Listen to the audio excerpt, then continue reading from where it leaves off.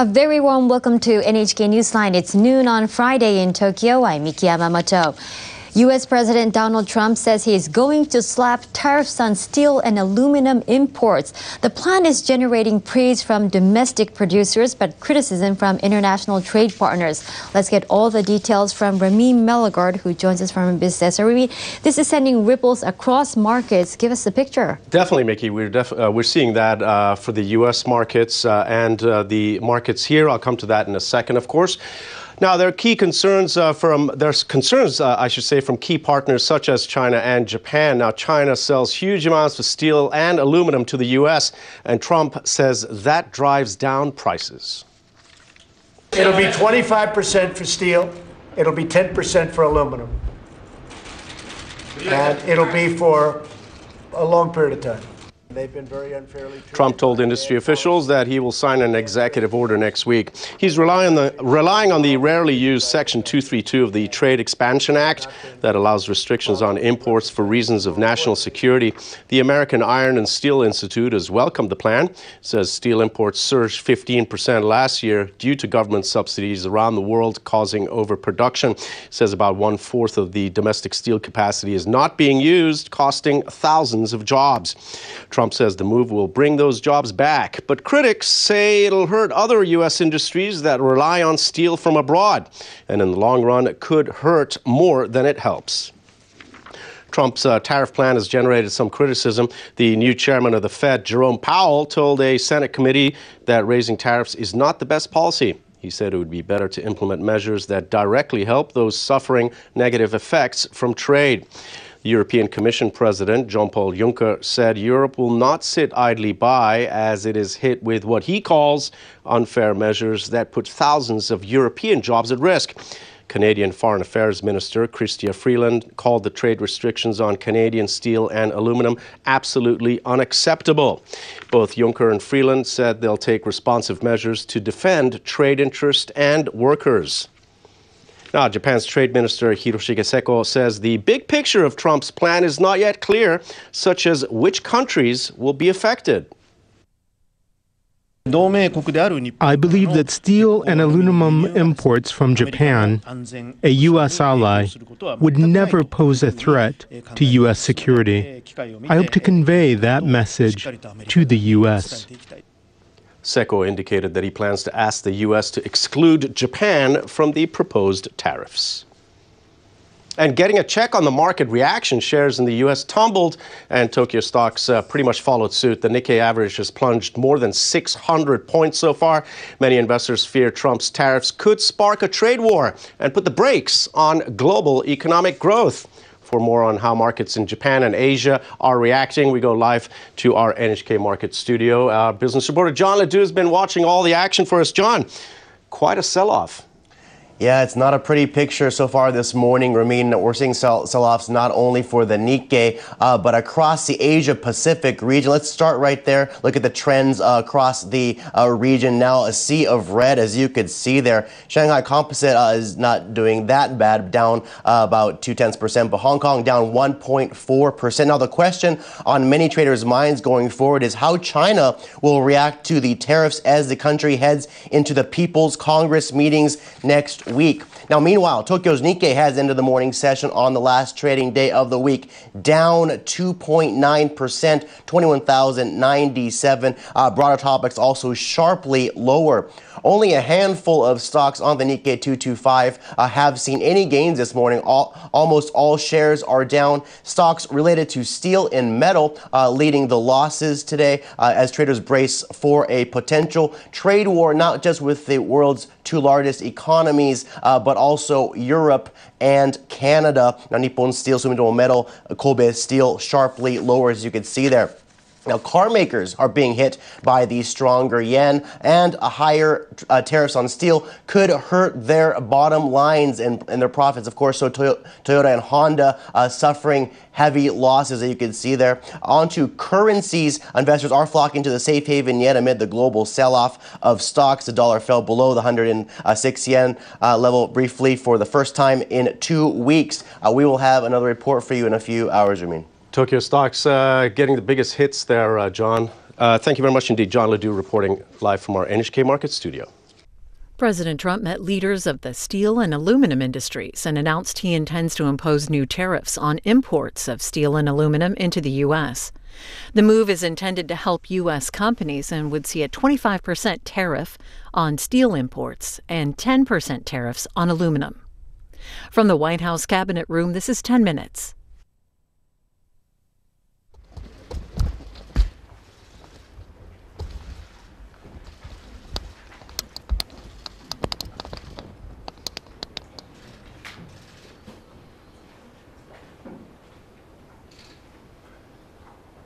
Thank you very much, everyone. We have with us the biggest steel companies in the United States. They used to be a lot bigger, but they're going to be a lot bigger again. And we have the big aluminum companies in the United States, and they've been very unfairly treated by bad policy, by bad trade deals, by other countries. They've been horribly treated by other countries, and they have not been properly represented. More importantly, because of that, our workers in our country have not been properly represented. So we're going to build our steel industry back, and we're going to build our aluminum industry back. And I just want you to hear from a couple of the folks in the room. We'll have a few speak, but I might want to start with Dave Barrett from U.S. Steel. Was a massive company years ago and got smaller and smaller and smaller. And Dave was with Caterpillar for 33 years, and did a great job. They brought him in. He's been there for a short while, and he's wants to build it back up. Dave, maybe you could say a little bit to the room and to the press about U.S. Steel and where they were, where they're going, and what you think of what we're going to do. Well, thank you, Mr. President, and thank you very much for the leadership on this issue, and also Commerce Secretary. Thank you, sir, very much.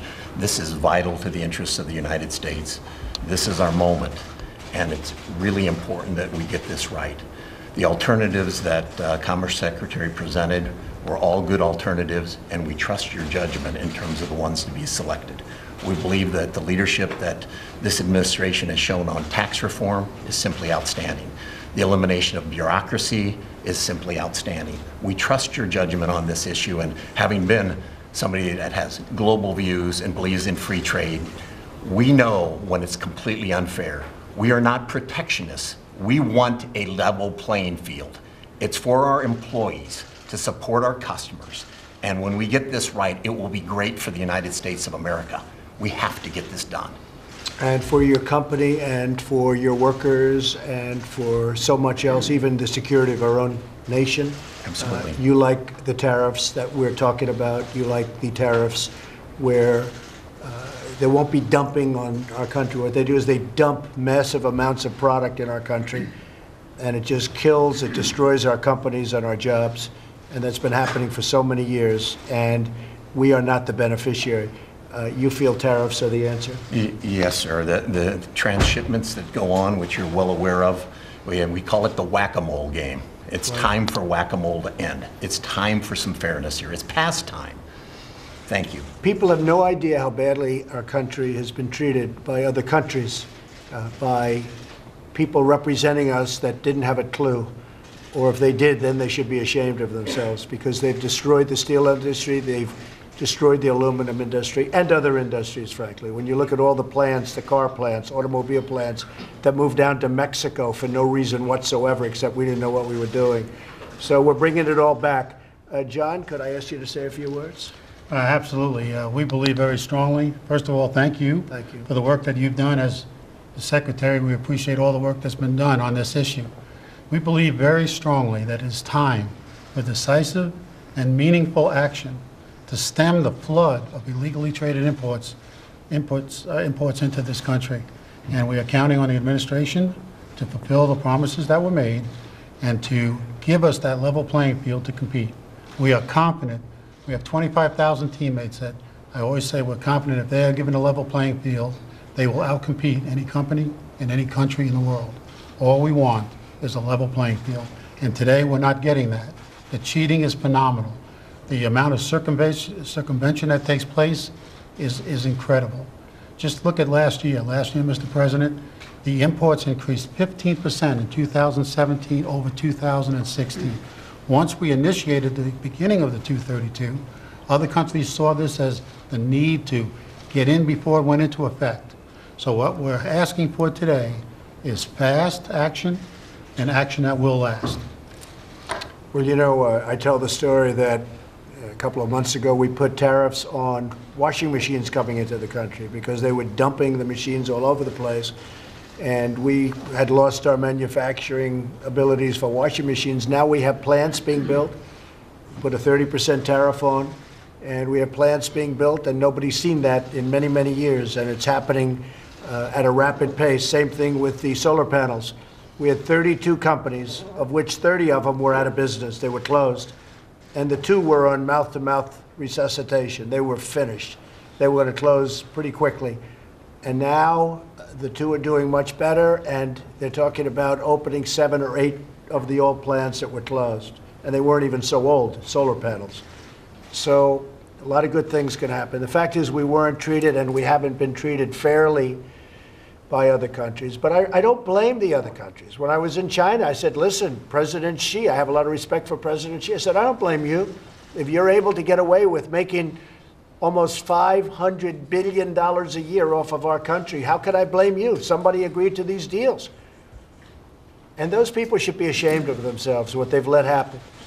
So we're bringing it back, and we're going to bring it back relatively rapidly, and we're going to be instituting tariffs. Next week we'll be signing. Perhaps some of you folks will be here. When you have Nucor, when you have U.S. Steel, you have the great aluminum companies represented at this table, and they've been decimated. Aluminum has been decimated in the country. Perhaps you would say something as a great aluminum company, and that's been in business for a long time.